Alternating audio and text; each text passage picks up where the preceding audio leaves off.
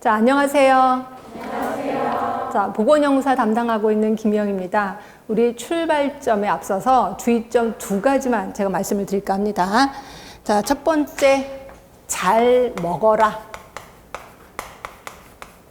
자, 어떤 분은 이런 분이 계시더라고요. 수업 시간 내내 혹시 내가 잘 먹으면 괘씸죄에 걸려서 떨어지진 않을까요? 이런 얘기를 하는데 아닌 건 아시죠?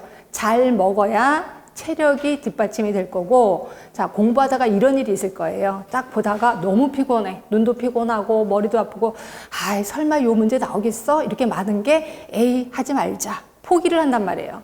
그런 상태대로 시험을 보러 갑니다. 근데 안타깝게도 그런 문제들이 대놓고 시험 문제 나오진 않아요. 그럼 어떻게 나오느냐? 문제에 녹아져 들어갑니다. 그러면 내가 알지 못했던 것들은 모른 채로 내가 아는 눈으로만 문제를 풀게 되죠. 그러다 보면 내가 아는 문제야, 내가 아는 단어야. 그래서 아는 상식선에서 답을 쓰게 됩니다. 그러면서 나오면서 와, 요번에 시험 문제 엄청 쉬웠어. 이러면서 딱 나오다가 다른 친구들이랑 얘기하다 보면 내가 모르는 단어가 있었대. 나 몰랐는데? 내 눈에는 안 보이는데? 아, 요번에 또 실수했나 보다. 실수가 아니라 이건 실력인 거죠. 그렇죠? 그래서 이렇게 눈에 보이지 않는 것도 보이게끔 하려면 체력이 뒷받침돼야 돼. 그러기 위해서는 어떻게 해야 된다? 잘 먹어라.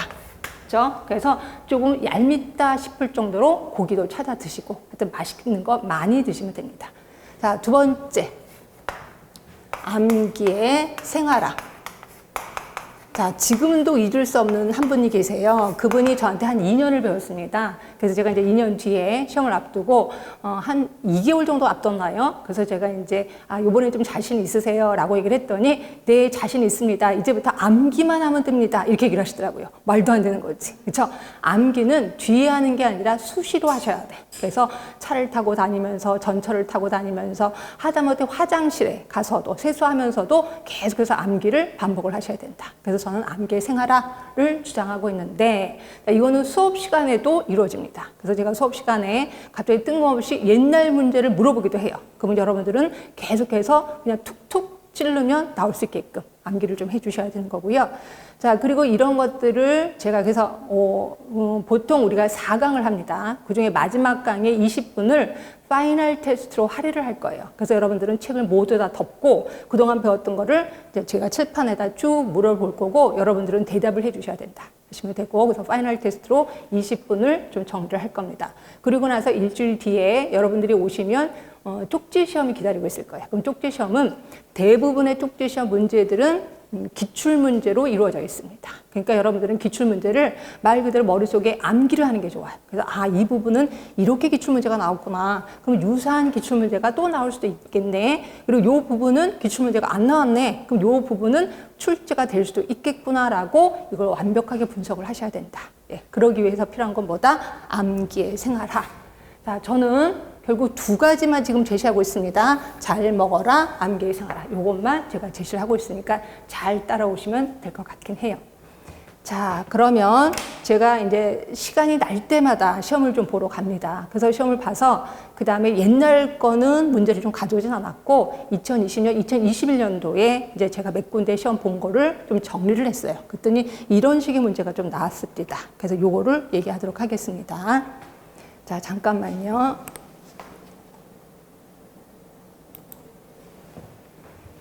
자, 보시면 맨 처음에 건강과 질병 쪽에 이제 문제가 나왔었는데 여기에는 질병의 예방 단계 1차 예방, 2차 예방, 3차 예방 요 문제 나옵니다. 자주 나옵니다. 그런데 이게 희한하게 헷갈릴 때가 있어요. 그러니까 여러분들 당연한 거 아니에요? 라고 하는데 이게 헷갈립니다. 그래서 나중에까지도 발목을 잡는 게 이 부분이다. 이 부분의 문제는 수시로 나왔었다. 이렇게 보시면 되고요. 그 다음에 총체적 모형, 그러면 딱 떠오르는 게 요거 말고도 생의학적 모형, 그렇죠? 그리고 생태학적 모형, 그 다음에 뭐 사회생태학적 모형, 이런 것들이 시험 문제 제법 나왔겠구나. 근데 제가 시험 보러 갈 때는 총체적 모형이 주로 나왔었다. 이렇게 보시면 될 것 같고요. 결국 건강과 질병 부분에서도 시험 문제는 제법 나오는구나 하시면 되고, 그 다음에 당연히 역학 부분은 시험 문제가 좀 많이 나왔겠죠. 그렇죠? 역학에서도 기본 개념에 대해서도 문제가 집어나왔었는데 이 중에 에피데믹이라는 뜻을 물어보는 시험 문제도 나왔었습니다. 그렇죠? 그래서 이런 것들이 시험 문제 좀 나왔고, 그다음에 무엇보다도 가장 많이 나왔던 게 힐의 인간관계. 요거는 매번 나옵니다. 매번 나오고 어떤 때는 2번까지도 나옵니다. 그러니까 한쪽에서 한 2개 정도까지도 시험 문제가 나오는 게 힐의 인과관계. 요거. 그래서 이 부분에 대해서는 제가 시간적 투자를 좀 많이 할 거다. 이렇게 보시면 될 것 같고요. 그 다음에 역학조사의 역사적 사례가 있어요. 대표적인 게 스노우도 나오고, 그죠? 그리고 뭐 여러 가지 실험 역학, 그 다음에 달과 힐의, 그 다음에 그 역사적 사례. 이런 것들도 시험 문제가 나와요. 그래서 이제 역사적 사례에 대해서도 공부를 해야 되겠구나. 그 다음에 이제 문제가 되는 건 뭐냐면 역학의 조사 단계가 있어요. 그래서 조사 단계가 지금 계속해서 기출돼서 근데 요게 그때마다 자꾸 시험 문제가 좀 달라지니까 그러니까 정답이 좀 달라지는 거죠. 그래서 요것 때문에 좀 말이 많은 게 역학의 조사 단계. 그래서 가장 제일 처음 예를 들어서 그 지역에 원인 모른 설사 환자가 있어. 그러니까 원인을 모르는데 설사 환자들이 좀 늘어나. 그럼 제일 처음 해야 되는 게 진단을 먼저 해야 되느냐. 아니면 그 다음에 뭐 유행의 기술이냐. 그래서 요 2개 갖고 지금 말이 많거든요. 그래서 요거에 대해서 좀 더 깊게 이제 들어갈까 합니다. 하여튼 요 부분에 대해서 시험 문제가 좀 나왔었고, 그 다음에 이제 계산하는 문제로 감염 재생산수, 그다음 기초 감염 재생산수. 특히 이번에 코로나 때문에 요걸 좀 계산하는 문제들이 좀 나왔었고요. 그 다음에 요거랑 같이 더불어서 알아야 되는 게 한계 밀도겠죠. 그래서 집단면역의 한계 밀도 부분도 시험 문제가 좀 나왔었고, 그 다음에 또 코로나19 때문에 그런지 몰라도 수동 감시 체계, 능동 감시 체계, 이런 부분을 묻는 시험 문제도 좀 나왔었다. 이렇게 보시면 될 것 같고요. 자, 그 다음. 자, 그 다음에 코의 가설. 잠깐만요. 자, 코의 가설 부분도 시험 문제가 좀 나왔었습니다. 그리고 기술 역학, 분석 역학, 실험 역학. 요 3개는 거의 단골 문제다. 이렇게 보시면 될 것 같고요. 특히 분석 역학에서 제가 시험 보러 간 거에서는 환자 대조군 연구가 시험 문제에 나왔었고, 그거 말고도 뭐 코호트 연구도 당연히 나오겠죠. 그래서 코호트 연구는 워낙 단골 문제였었고, 그 다음에 단면 조사 연구도 당연히 시험 문제에 나왔었고,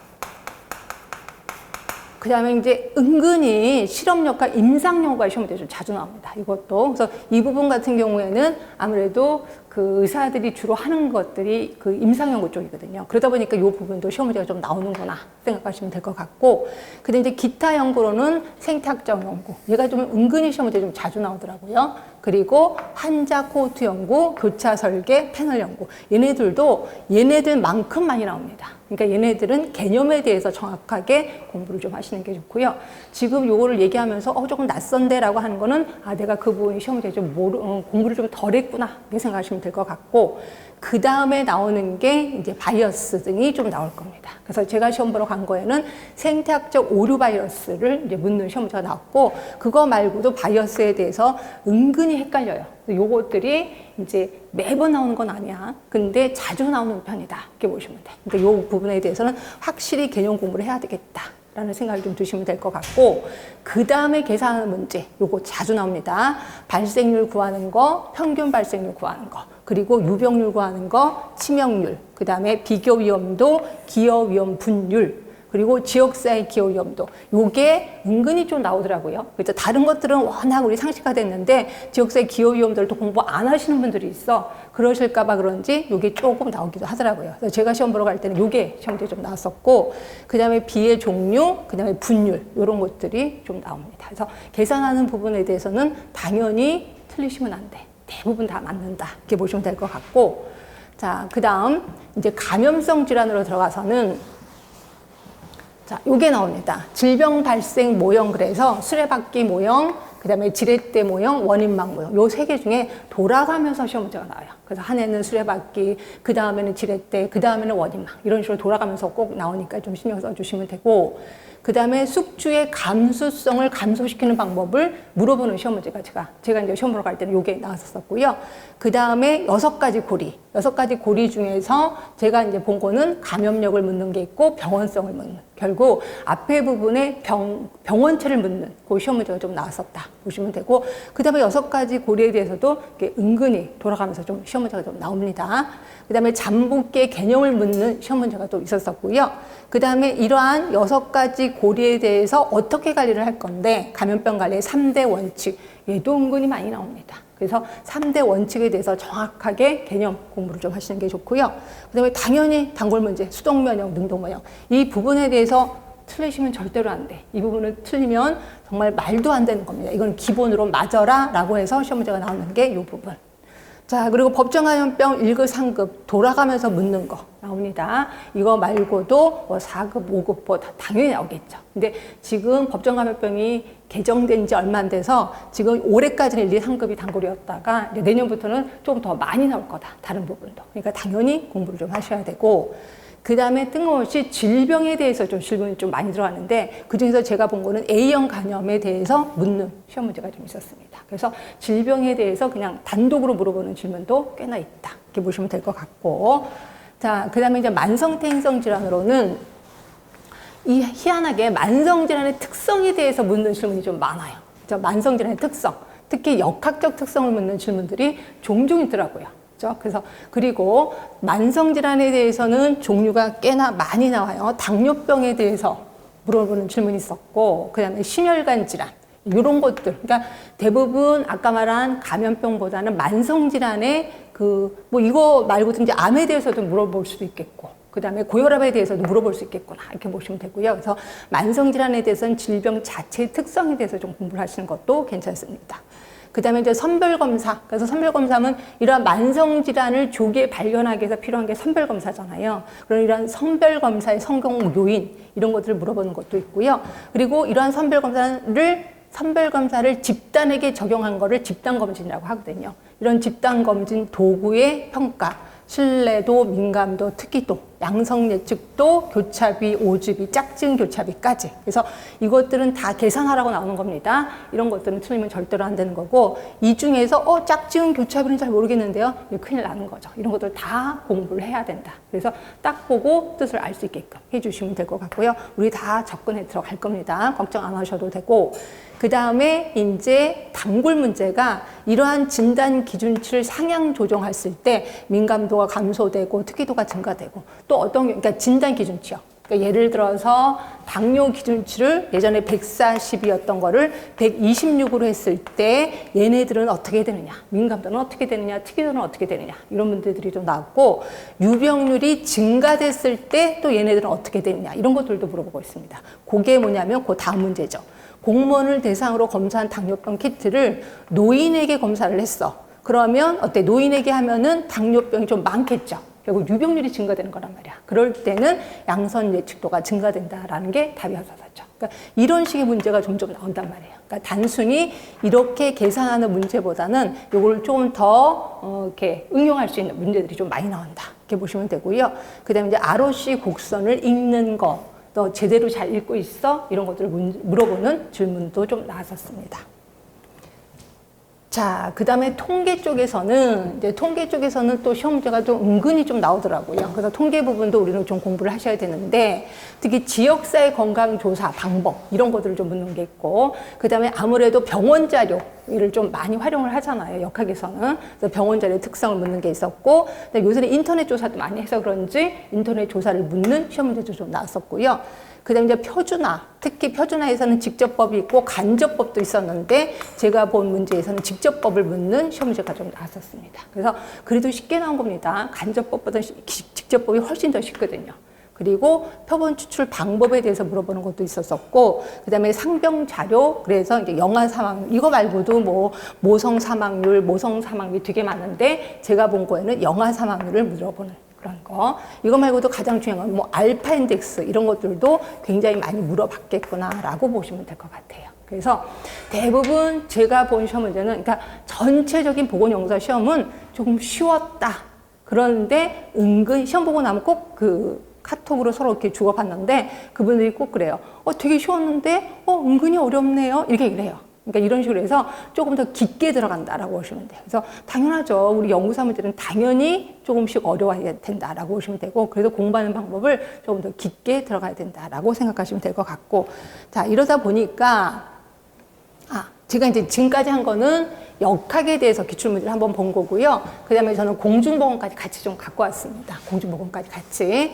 자, 공중보건, 그러니까 이때 공중보건에서도 역학 문제는 나왔었습니다. 그건 뺀 겁니다. 그건 빼고 순수한 공중보건의 기출문제를 좀 분석해 봤는데, 공중보건의 개념 물어보는 거 좀 나왔고, 그 다음에 1차 보건의료, 이거와 짝을 져서 하는 게 뭐예요? 건강 증진이잖아. 그래서 헬스플랜 2030, 요 두 개. 특히 요번에 헬스플랜 2030 바뀌면서 시험 문제가 매번 나왔습니다. 제가 이제 그 바뀌면서 시험장에 가면 헬스플랜 2030 문제 꼭 나왔거든요. 근데 제가 3번을 갔는데 3번 다 이게 나오더라고요. 그래서 요거는 당연히 좀 공부를 하시고, 그 다음에 이 건강 증진에 대해서는 시험 문제가 좀 자주 나옵니다. 그래서 국민건강증진기금, 돈 얘기, 이 돈은 어디다 쓰느냐.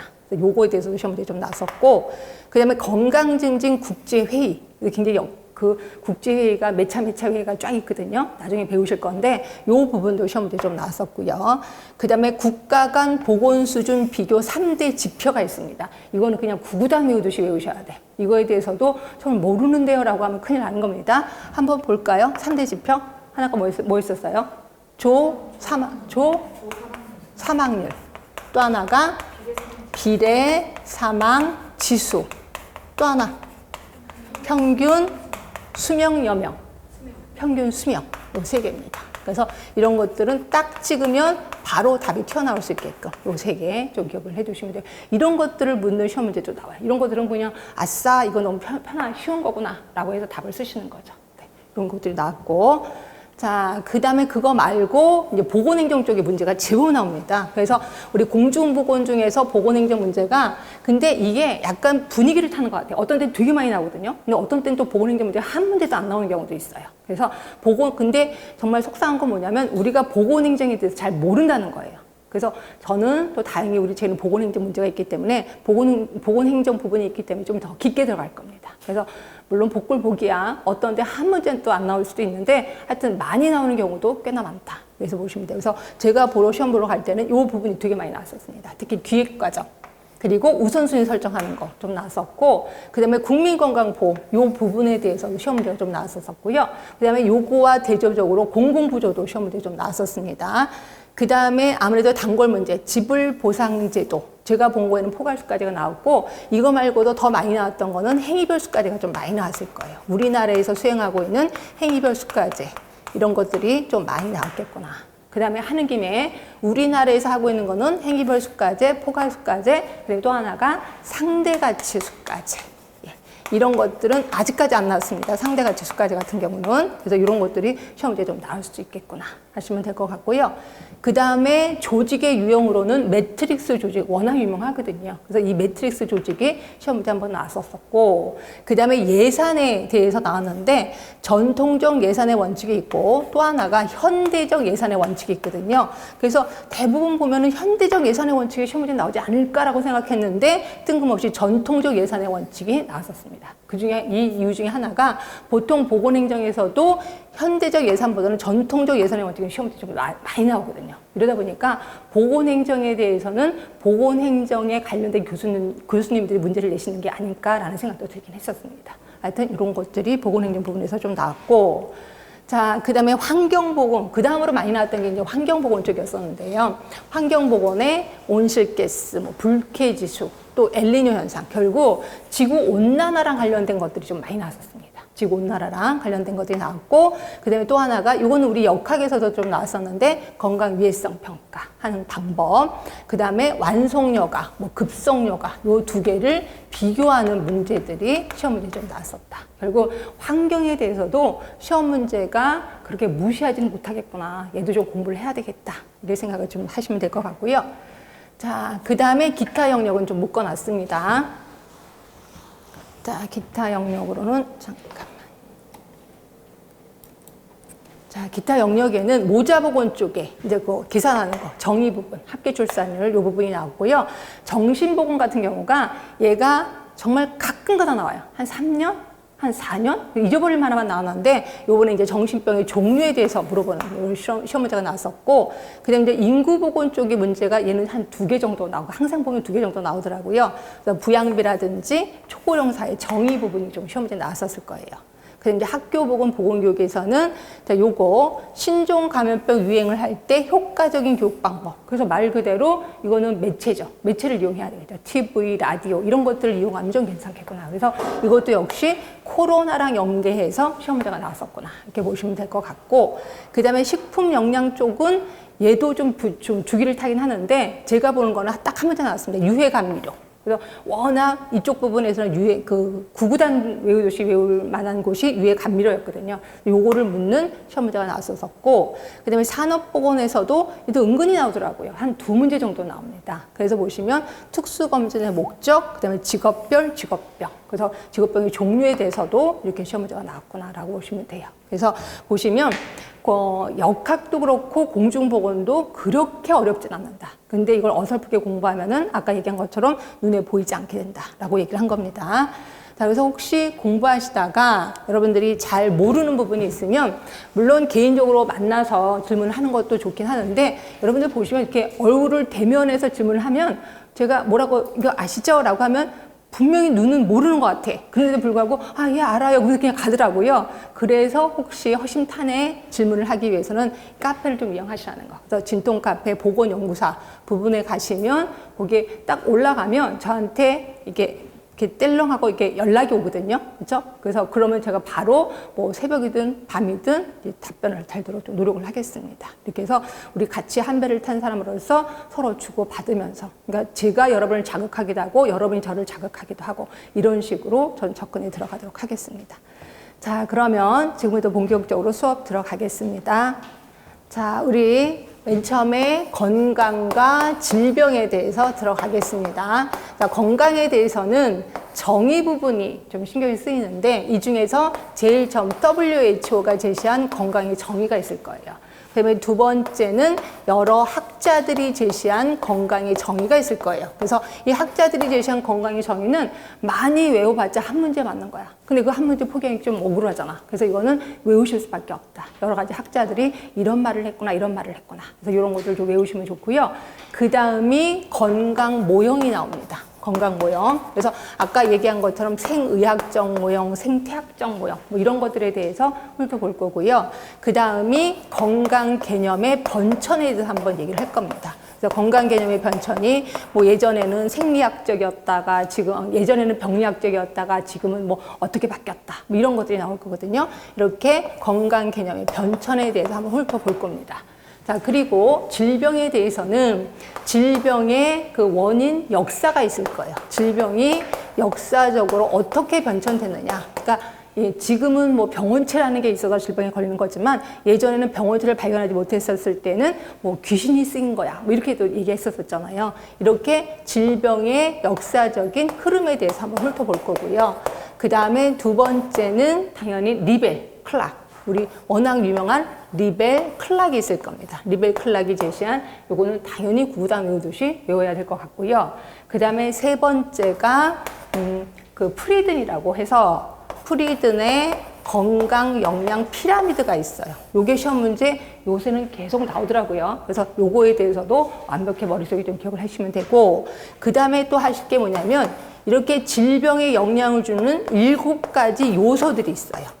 얘도 시험 문제 은근히 나옵니다. 근데 여러분들은 읽어보시면서 7가지라는 걸 모른 채로 그냥 상식선에서 접근하는 경우가 좀 많아서 이 7가지 그 질병에 영향을 주는 요소에 대해서 또 훑어보도록 할 겁니다. 그래서 이 부분에 대해서는 이 정도만 공부하시면 된다 하시면 되고요. 자, 책을 들어가겠습니다. 일단 WHO 건강의 정의. 자, WHO 건강의 정의는 단순히 질병이 없거나 허약하지 않은 상태만을 의미하는 것이 아니라 요이실 거 신체적 정신적, 사회적으로 완전한 상태. 신체, 정신, 사회적인 겁니다. 그러면 신체적인 안정이라는 게 뭔데? 옆에 써 있죠. 읽어보시면 아, 이런 게 신체적 안정이구나 느끼실 거고, 자, 정신적 안정, 아, 이런 것들을 얘기하는구나. 그냥 슬쩍 넘어가시면 되고 한번 읽어보세요. 자, 이 중에 시험 문제 나왔던 건 사회적 안정. 자, 사회적 안정은 뭐냐면 자, 사회생활하면서 나름대로 역할이 있을 거예요. 여러분들은 학생으로서 역할이 있을 거야. 그래서 학생으로서 역할은 뭐예요? 제 시간에 맞춰서 이 자리에 앉아 있는 거죠. 물론 앉아 있는데 엉덩이도 아프고 난리가 나. 그래도 여기 앉아 있잖아. 그럼 나는 사회적으로 안녕하다라고 표현을 하는 거죠. 그래서 요게 시험 문제 나왔으니까 기억을 해두시고, 결국 WHO는 신체적, 정신적, 사회적으로 완전한 상태라고 되어 있어. 이거는 결국 뭐예요? 정적인 거죠. 동적인 게 아니죠. 그렇죠? 정적인 안녕이야. 그래서 이것 때문에 WHO가 야, 이건 너무 정적인 거 아니야? 이거 좀 동적으로 바꿔야 되는 거 아니야? 그러니까 동적이라는 건 이런 거예요. 자, 이거죠. 이쪽은 완전한 안녕 상태야. 여기는 완전히 안녕하지 못한 상태야. 그래서 이게 안녕이고 불안정이 아니라 왔다 갔다 할 수 있다는 거죠. 내가 안녕할 수도 있고 불안정할 수도 있고 이렇다는 거죠. 이게 이제 동적인 개념인데 WHO에서는 동적인 개념이 없어요. 그래서 이것 때문에 어떤 사람들이 동적인 개념을 집어넣자라고 제시를 합니다. 이게 98년이에요. 자, 98년에 자, 역동적 개념 눈에 보이시죠? 그리고 플러스 영적인 안녕 요 두 개를 집어넣자라고 의견이 제시됐지만 이게 인증이 되진 않았습니다. 근데 영적인 안녕은 좀 말도 안 되는 게요. 우리 책에는 없는데 그거예요. 인간에게는 세 가지 영적 욕구가 있다. 하나가 뭐냐면 남에게 용서받고자 하는 거, 또 하나 남을 용서해주고자 하는 욕구. 뭐 당연하겠지. 그리고 두 번째는 절대자와의 사랑을 주고받으며, 이때 절대자는 누구냐면 종교가 있느냐 없느냐인 거예요. 결국 종교가 있다면 나는 영적으로 안녕한 거야. 근데 종교가 없어. 그럼 나는 영적으로 불안녕한 거다라고 얘기하는 거죠. 그다음에 세 번째는 내가 왜 사는지를 아는 거야. 여러분 왜 사는지 알아요? 전 잘 몰라요. 왜 태어난지도 몰라요. 그렇죠? 그러니까 이렇게 왜 사는 거를 알아야지만 나는 영적으로 안녕한 거다라고 보는 거죠. 말도 안 되는 거죠. 그래서 요거 때문에 인준되지 않았고요. 역동적 개념도 역시 인준되지 않았다. 예, 그게 시험 문제 나왔었는데 시험 문제는 어떻게 나왔냐면 역동적 개념이 추가에 의한 의견이 제시됐고 이것이 인준이 되었다라고 보기 전에 나왔었을 겁니다. 그래서 그건 틀린 문장이 되었다. 이렇게 하시면 될 것 같고요. 하여튼 WHO는 요 세 가지를 좀 기억해 주시면 되고 이제 학자들 들어갈게요. 자, 학자들을 하면은 맨 처음에 베르나르, 이분 되게 유명하신 분입니다. 베르나르는 저는 이렇게 외우라고 얘기를 해요. 캐논도 같이 얘기를 했는데 별로 안 이쁘잖아. 또 이거 별로 안 이쁘잖아. 위아래가 균형을 받으면 건강한 거죠. 결국 외부 환경에 내부 환경에 발빠르게 움직여. 그래서 항상성이 유지된다면 이거는 건강한 거다라고 본 거예요. 그래서 베르나르 이렇게 해서 외우시면 될 것 같고요. 캐논도 역시 똑같은 말을 했습니다. 그 다음에 이 사람도 되게 유명한 사람. 아까 제가 얘기한 요거예요. 이쪽으로 갈수록 안녕이고 이쪽으로 갈수록 불건강이야. 그래서 하루 중에 왔다 갔다 할 수 있다는 거죠. 이렇게 얘기하시는 사람이 누구예요? 던이라는 사람. 그래서 항상 WHO 건강 정의가 나오면 항상 반대로 던도 같이 나와야 돼. 던 하면은 연속선 개념 또는 동적인 개념을 제시하고 있다 하시면 될 것 같고요. 거기 보이시죠? 건강, 불건강의 연속성 개념을 제시했고, 자, 이러다 보니까 그 밑에 각각의 사람은 자신에게 가능한 안녕 상태, 즉 최적의 기능 상태를 가지고 있으며 사소한 건강 결함 몇 가지가 있다 하더라도 일상생활을 유지할 수 있다. 네, 그렇죠. 당연하지. 이게 던이라고 보시면 돼요.